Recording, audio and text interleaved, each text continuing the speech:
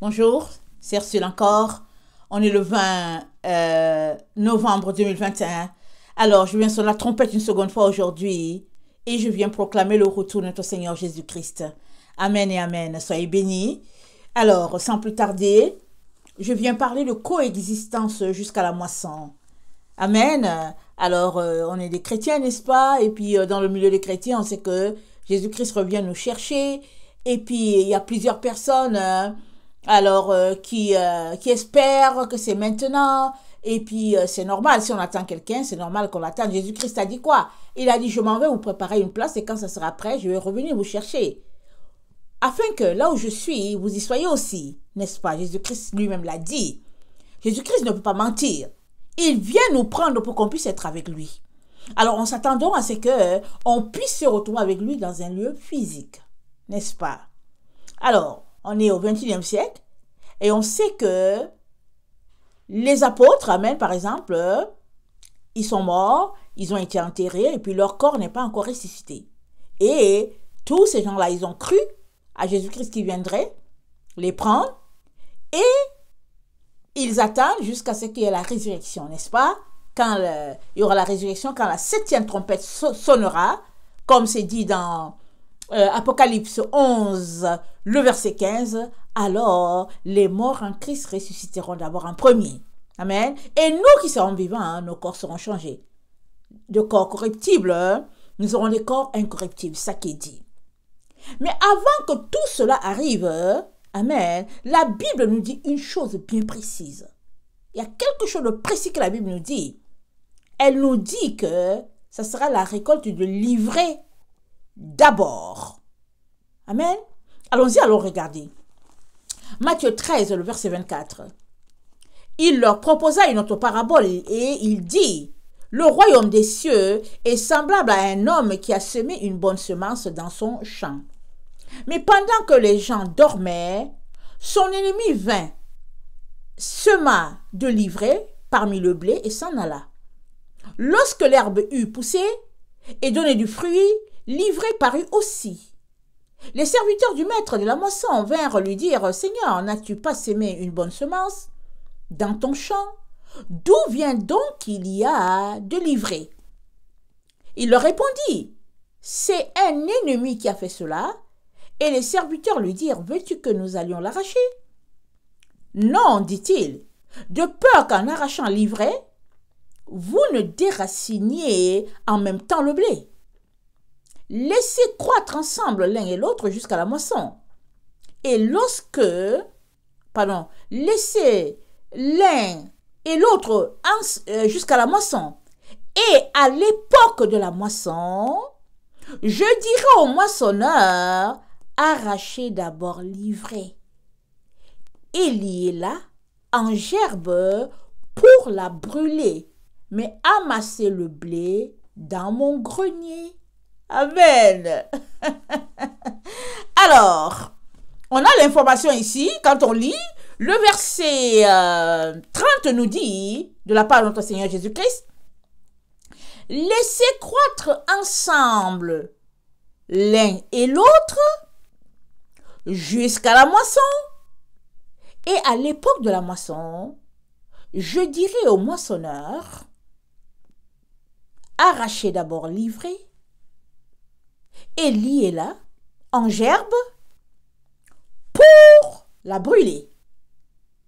Mais amassez le blé dans mon grenier. » Alors, nous avons l'information que l'ivraie sera récoltée en premier. Pourquoi? Je suis allée lire sur l'ivraie et le blé. Alors, j'ai eu l'information que l'ivraie ressemble drôlement au blé. Même quand tu as une photo, en tout cas, tu as l'impression que c'est la même plante. Alors, il paraît que dans le vrai, ils sont très, très difficiles à être distingués. En tout cas, les vrais cultivateurs le savent. Mais pour les gens comme moi, c'est difficile de distinguer l'ivraie et le blé. Mais à la moisson, disent-ils, il n'y a plus de doute. Parce que le blé, avec ses grains, se forme de telle sorte qu'il y ait un poids au niveau de la tige. Et la tige, elle est un peu pliée à cause du poids du blé, puisque le grain est bon. Alors que l'ivraie, il reste droit. Il a aussi ses grains, il reste droit. Alors, il n'y a pas de doute. Quand tu vois les deux plantes, tu sais tout ce que tu dis. Tiens, ça c'est ici l'ivraie et ça c'est le blé. Et ici, quand on lit notre parabole, Jésus-Christ nous dit que l'ivraie est récoltée et il dit attaché, arraché d'abord, il dit l'ivraie, liez-le en gerbe. Donc l'ivraie est arraché et il est attaché ensemble pour être brûlé. Et le bon grain est amassé dans le grenier. Alors, dans le temps dans lequel nous sommes, nous avons souvent entendu, et nous-mêmes souvent nous l'avons dit, moi je l'ai déjà dit, quand j'ai commencé à enseigner, quand j'ai commencé à proclamer le retour du Seigneur en 2017, je l'ai souvent dit que Jésus-Christ revient nous chercher.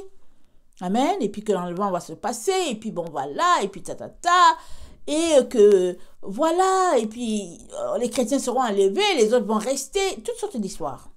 Ok? Mais à force de lire, je me rends compte que j'ai dit, hé, tiens, on dirait que ça va pas se passer comme le scénario de Hollywood, là. J'ai dit, hein. Alors, à force de lire, je me suis rendu compte, je suis tombée sur le verset qui dit, nos corps mortels seront transformés en corps immortels. Alors, on aura un corps glorifié. On aura un corps comme le corps des anges. Amen. Alors, on aura un nouveau corps. C'est-à-dire, si nous sommes vivants, notre corps qui est là sera transformé sous nos yeux. Si nous sommes aussi morts, pour une raison ou une autre, peu importe le nombre de jours, alors on va ressusciter, on va sortir du trou où on nous a mis, et on sera une personne dans un état glorifié. Alors, on comprend que, ce n'est pas les scénarios qu'on nous a dit, bon voilà, on s'envoie, les lumières qui s'en vont, pop, pop, pop, pop, par-ci, et puis elle est partie, et on laisse les mauvais grains au sol, mais c'est le contraire. Et ça nous dit ici que, à l'heure de la moisson, il y a coexistence entre les deux, blé et ivraie, et à la moisson, le mauvais grain est amassé, attaché ensemble pour être brûlé. Et le bon est emmagasiné. Et ça va parfaitement avec l'esprit des Écritures. Parce que quand on lit Daniel 2, le verset 35, ça nous dit quelque chose, c'est-à-dire, quand on est dans la pensée qu'on va s'envoler, on a la difficulté à comprendre Daniel 2 parce qu'on s'est dit, mais attendez, il y a quelque chose qui ne va pas. Mais quand on n'est pas dans la pensée de quelqu'un qui s'envole, mais qu'on est dans la pensée de quelqu'un qui bâtit dans le sens du plan de Dieu, alors les choses tombent l'un dans l'autre, le puzzle se forme sous nos yeux. Alors dans Daniel 2, le verset 35 c'est dit, je vais lire 34, tu regardais lorsqu'une pierre se détacha, sans le secours d'aucune main, frappa les pieds frappa les pieds de fer et d'argile de la statue, et les mit en pièces. Alors le fer, l'argile, les reins, l'argent et l'or furent brisés ensemble et devinrent comme la balle qui s'échappe d'une aire en été. Le vent les emporta et nulle trace n'en fut retrouvée. Mais la pierre qui avait frappé la statue devint une grande montagne et remplit toute la terre. Voilà le grenier. Amen. Le bon grain est amassé dans le grenier. La petite pierre, elle frappe la grosse montagne. La grosse montagne, c'est tout le système mondial qui est là. La petite pierre qui n'est autre que la pierre angulaire, amen, frappe cette montagne-là. Et finalement, la montagne vole en éclats. C'est comparé à un air, à une balle dans un air d'été. C'est comparé comme ça. Vous voyez, en été, les enfants jouent. Et nous savons que la balle, c'est fragile. Alors, cette grosse montagne-là est comparée à une balle en été qui s'envole tout simplement, qui disparaît. Est-ce que ça va disparaître instantanément? Je ne pense pas. Les choses sont faites de telle sorte que ce qui n'est pas éternel va tout simplement se dégrader et puis s'en aller, tout simplement. Et après, Babylone va brûler, ça c'est dit. Apocalypse 17, Apocalypse 18. Et Dieu nous dit de sortir de Babylone. Et Babylone, c'est l'ivraie, c'est le mauvais grain. Donc Babylone va brûler. Et on va le voir avec nos yeux. Nous sommes là, on va le voir. Et nous, jusqu'à ce que Jésus-Christ vienne nous prendre, il nous dit qu'il y aura coexistence entre les vrais enfants et les enfants du monde. Et quand je parle d'enfants du monde, j'inclus ces chrétiens-là qui aiment le monde. Ils font partie du monde. Voilà pourquoi Jésus-Christ nous dit, il a dit dans sa parabole, il dit laissez-les ensemble. Parce que si vous arrachez l'ivraie maintenant, vous allez nuire au bon grain. Parce que alors souvent, le mauvais est entrelacé dans la racine du bon. Alors, quand il y a une mauvaise herbe qui pousse ensemble avec la bonne, souvent ils sont entremêlés dans les racines. Et tu ne peux pas arracher la mauvaise graine. Tu peux le mauvais. Tu peux juste couper au niveau de la tige et ça repousse tout de suite parce que les racines sont entremêlées. Et pour l'arracher, il faudrait que tu ailles à la racine, que tu arraches toute la tige et après que tu ailles repiquer la bonne plante. Et si c'est la saison où cette plante est en train de fleurir, alors tu auras perdu toute ta plante. Amen.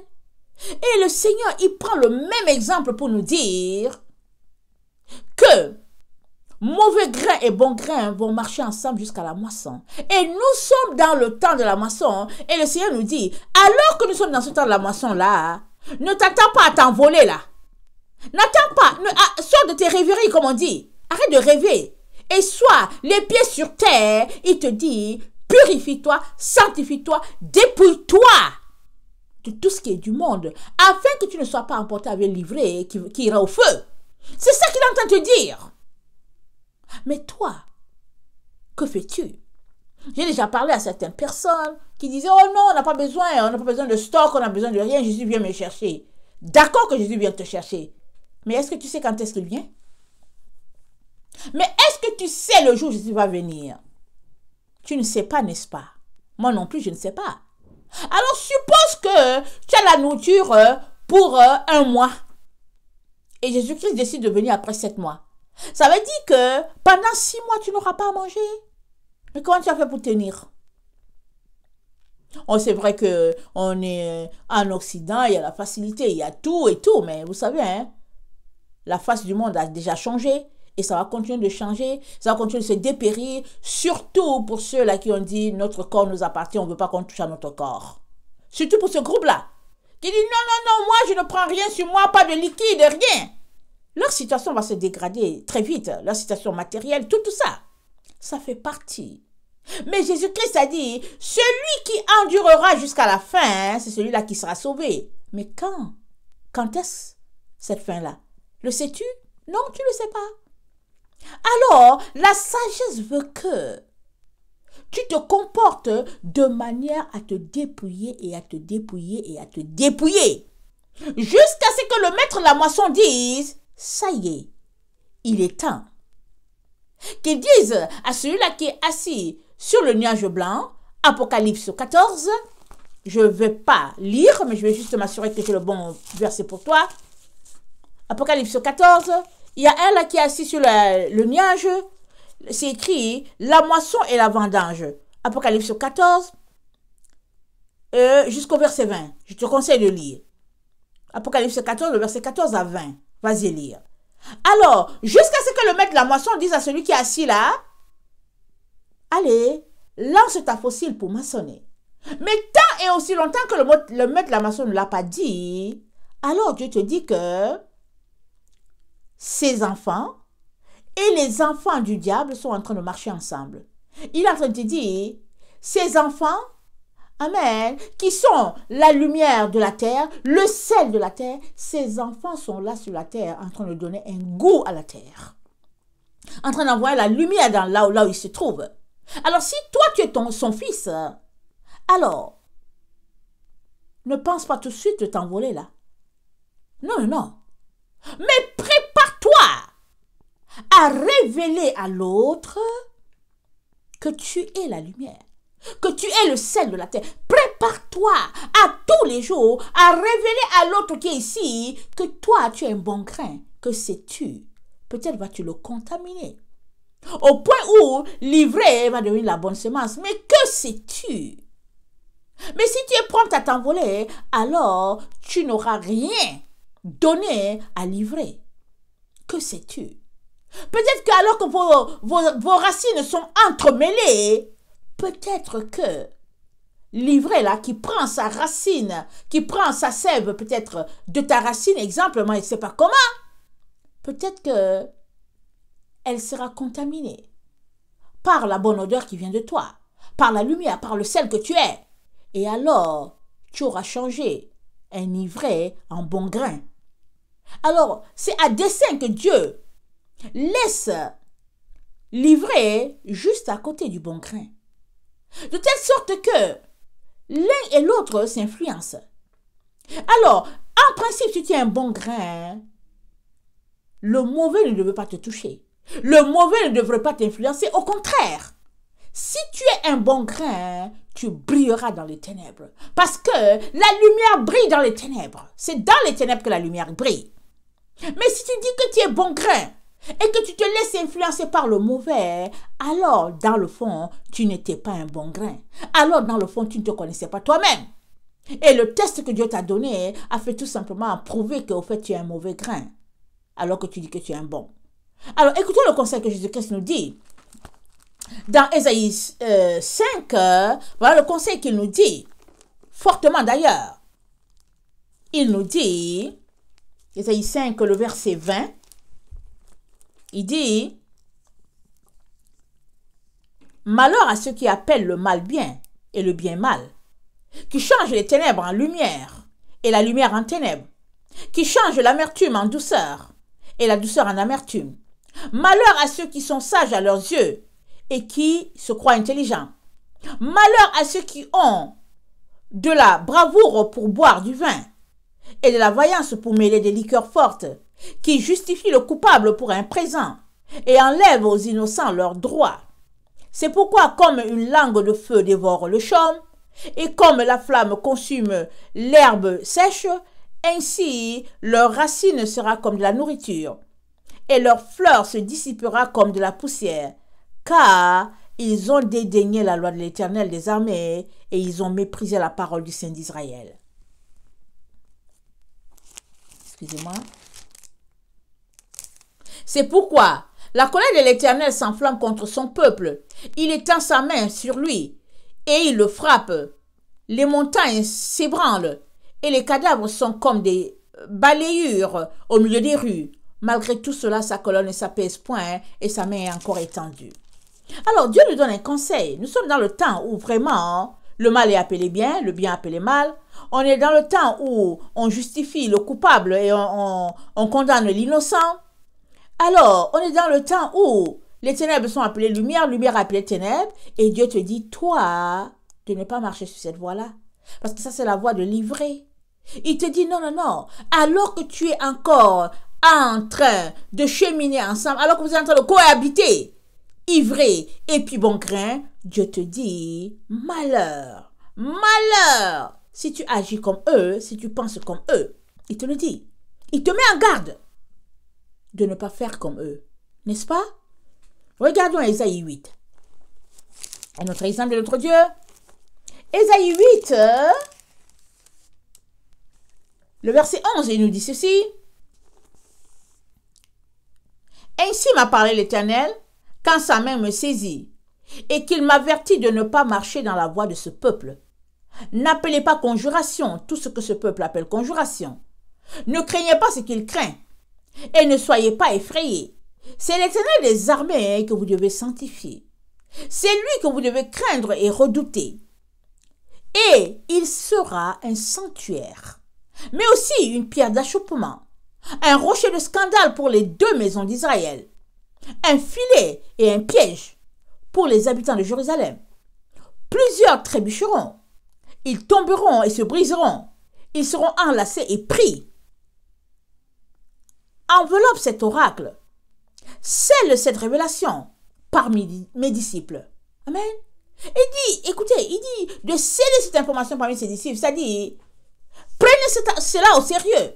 Il dit, considérez cela. Il dit, ça c'est une information très importante. Il dit, c'est l'Éternel que vous devez craindre et redouter. C'est l'Éternel des armées que toi et moi devions sanctifier. Parce que il sera un sanctuaire. Il sera un autel dans ton cœur. Il est la seule chose que tu dois adorer, vénérer, élever. C'est ce qu'il est. Il dit aussi, il est aussi une pierre d'achoppement. Et ça, 1 Pierre 2, le verset 6 à 8 nous dit que la pierre qu'ont rejeté ceux qui bâtissaient est devenue la principale de l'angle. Et nous venons d'en parler dans Daniel 2, le verset 34 à 35. Il y a beaucoup d'autres passages qui parlent de cela. Alors, nous sommes appelés à coexister avec l'ennemi ou les ennemis jusqu'à la moisson. Ce n'est qu'à la moisson que on saura qui est bon grain, qui est mauvais. Pas avant. Cette information, elle est importante pour toi parce qu'il faut que tu saches que tu dois, alors que tu es dans ton corps mortel, tu dois t'organiser pour te dépouiller des œuvres de la chair. Tu dois t'organiser pour être un sanctuaire pour l'Éternel des armées. C'est ça l'information que tu dois savoir. Au lieu de te laisser berner par ces théories qui disent que, au fait, on sera enlevé et puis les autres vont rester. Non, si tous ceux-là qui sont, entre guillemets, bons, s'en vont, mais qui va s'occuper de ceux qui sont, entre guillemets, mauvais? Qui? Tu es le sel de la terre. Tu es la lumière du monde. Tu es la lampe qui brille dans les ténèbres. Alors si Dieu t'enlève, alors que la moisson n'est pas encore arrivée, comment est-ce que les autres vont faire? Ils vont tout simplement dire, ok, nous sommes abandonnés, c'est fini. Alors je vais faire ce que je veux, parce que de toutes les manières, Dieu m'a abandonné. Mais Dieu est tellement amour, il est tellement bonté, qu'il compte sur toi et moi pour influencer les autres, pour contaminer les autres. Mais en sommes-nous conscients? Ou bien sommes-nous pris avec les théoriciens de la terre, du milieu chrétien, qui nous ont tellement mis leur cassette rewind et puis rewind que finalement, on est là, on attend que Jésus-Christ vienne nous prendre, les mains croisées, on ne fait rien, on attend. On attend. Jésus a souffert pour nous, alors pourquoi allons-nous souffrir, nous aussi? Mais c'est tellement une illusion de penser comme ça, parce qu'il suffit juste qu'on se projette dans la vie des apôtres pour qu'on puisse réaliser qu'ils ont souffert et pas à peu près. Ils ont souffert et ils étaient contents de souffrir parce qu'ils avaient participé un peu à la souffrance de Christ. Ils étaient contents. Mais nous, on ne veut tellement pas souffrir que, alors qu'on ne nous demande rien, on s'en va seulement par milliers prendre des liquides pour dire que oui, le gouvernement a dit que, le gouvernement a dit que. Ce n'est pas le gouvernement qui gère ta vie. Ta vie appartient à Jésus. C'est lui qui a payé. C'est lui qui a payé la rançon pour toi. Ça, au moins, tu le sais. Alors, toi et moi devons réaliser que on ne peut pas s'échapper facilement avec nos pensées, avec nos théories. Non. Au lieu d'être de ceux-là qui fuient, qui ne veulent pas se battre, soyons de ceux-là qui confrontent la situation et battons-nous. Jésus-Christ a dit quoi? Il a dit, les fils de ce monde sont plus intelligents que les enfants du royaume. Pourquoi? Parce que l'enfant de ce monde, il sait qu'il doit se battre. Et alors que l'enfant du royaume dit, Jésus a tout payé pour moi, et il croise les bras, il ne fait plus rien. Et il devient paresseux. Mais le fils du monde, il sait qu'il n'y a personne qui l'a, alors il se bat. Et si en chemin il apprend qu'il y a Jésus-Christ qui sauve, alors extraordinaire. Mais il ne s'arrête pas. Quand il donne sa vie à Jésus, il ne s'arrête pas de se battre. Alors que l'enfant de Dieu, il s'arrête de se battre. Surtout s'il est né, s'il a grandi dans une famille chrétienne, alors on lui a appris la léthargie, alors il croise les bras, il ne fait rien. Mais Jésus-Christ te dit aujourd'hui, il faut que tu saches que la coexistence des deux, l'enfant du monde et l'enfant du royaume, c'est jusqu'à la moisson. On est dans le temps de la moisson. Alors cela ne tarderait, la séparation entre les deux ne tarderait, mais ce n'est pas à toi de décider de la fin de la cohabitation. En disant, ok, en tout cas, moi je serai enlevé et puis bon, tant pis. Non, non, non, non, non. C'est Dieu qui décide. Et surtout que notre Seigneur Jésus-Christ nous a dit qu'il vient comme un voleur.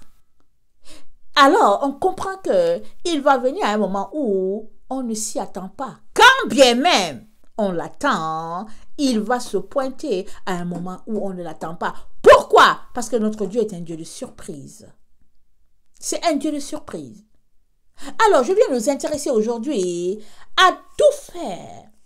Alors, pour passer en revue nos différentes croyances et de jeter toutes celles-là qui, au fait, ne concordent pas avec l'esprit des Écritures. Parce que quelqu'un qui pense que Jésus-Christ vient l'enlever pour qu'il s'en aille, on comprend qu'il ne veuille faire aucun stock, aucune réserve. Moi, il y a beaucoup de gens qui m'ont dit, mais Jésus vient nous chercher. Pourquoi est-ce que je vais mettre de côté de l'huile? Pourquoi est-ce que je vais mettre de côté les grains de riz? Jésus-Christ vient me chercher. Je n'ai pas besoin. J'attends juste que Jésus vienne me chercher. Des gens me l'ont dit. J'ai dit, ok, fine. Mais est-ce que tu sais quand est-ce qu'il vient? Est-ce que tu sais quand est-ce qu'il vient? Et la situation dans laquelle le monde a été plongé est telle que si tu manquais de sagesse, avec la situation dans laquelle nous sommes, tout le monde est devenu sage. J'espère que toi aussi. J'espère. Parce qu'il suffit de s'asseoir pour dire, ah, en tout cas, ils nous ont confinés encore aujourd'hui. Qu'est-ce qu'il sait ce qu'il va faire demain? Dès que tu penses à cela, tu t'en vas prendre ton sac de riz. Hier, j'étais à un arrêt. Écoutez, pas à un arrêt, j'étais parquée là dans le j'étais dans le parking, excusez la tautologie. Et j'étais là, j'attendais mon enfant qui venait. Et j'ai vu quelqu'un passer avec le sac de riz sur son épaule. Comme en Afrique.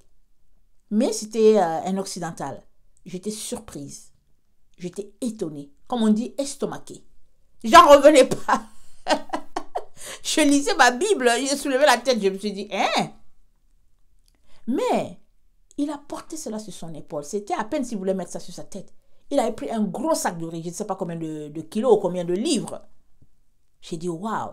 Parce que d'habitude, c'est les Africains qui portent les sacs de riz, là. Parce que, nous, écoutez, le riz, bon, voilà.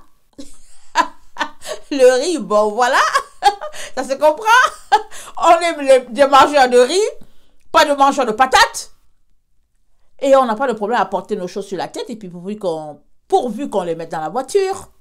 Mais celui-là, il était parti uniquement porter son sac de riz. Alors, je ne sais pas si c'était un sac de 28 livres, je ne me rappelle plus. En tout cas, ça avait l'air lourd. Et il partait avec son sac. Et j'ai dit, tiens.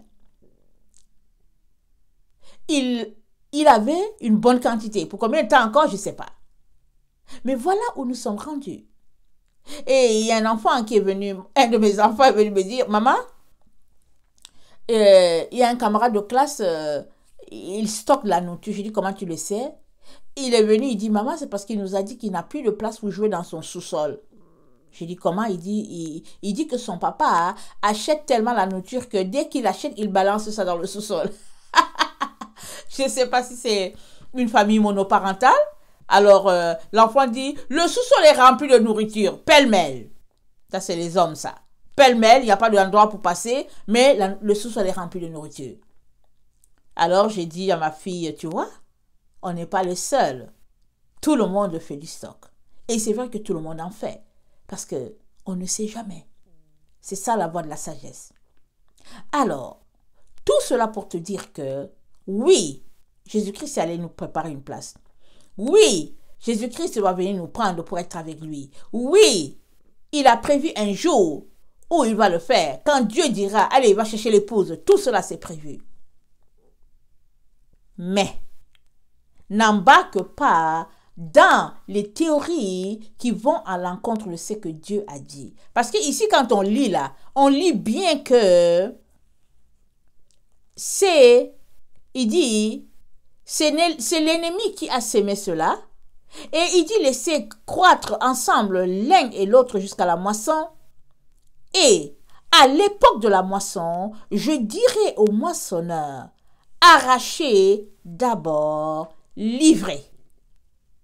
Ce n'est pas le bon grain qui est arraché d'abord en premier pour partir en direction du ciel, mais c'est d'abord livré qui est arraché en premier. Et si nous continuons de réfléchir dans l'idée des Écritures, on va comprendre que la Bible dit, les débonnaires posséderont le pays. Les débonnaires. Et si on continue de lire dans l'esprit des Écritures, on comprend que la nouvelle Jérusalem descend du ciel, Apocalypse 21. Parée d'or, elle descend du ciel. Alors, qu'est-ce que tout cela veut dire? Mais on voit que ça descend.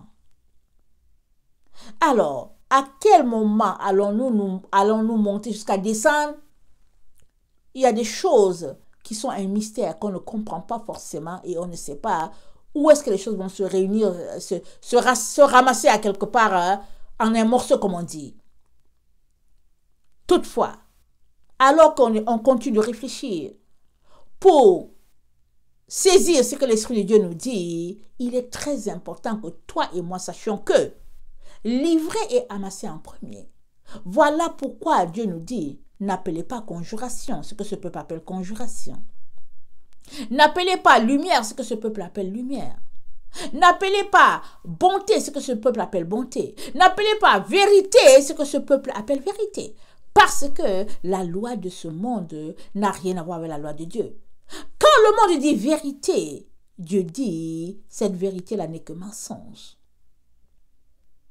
Il est donc très important, mes chers frères et chères sœurs, que nous puissions nous asseoir, scruter les Écritures et puis venir enlever de notre esprit ce qui n'est pas, amen, et de remplir notre cassette ou bien notre esprit, voilà, de ce qui est vrai. Parce que seuls ceux qui connaissent la vérité, seuls ceux qui marchent par la vérité seront affranchis. Les autres resteront pris dans leur piège et auront de la difficulté à s'en sortir. Ils vont s'enlisser là. Et il est très important que nous puissions sortir nos pieds du filet. Amen. Que le Seigneur bénisse sa parole. Je vous aime beaucoup et Dieu davantage. Maranatha, Jésus revient. Amen et amen. Soyez bénis. Voilà.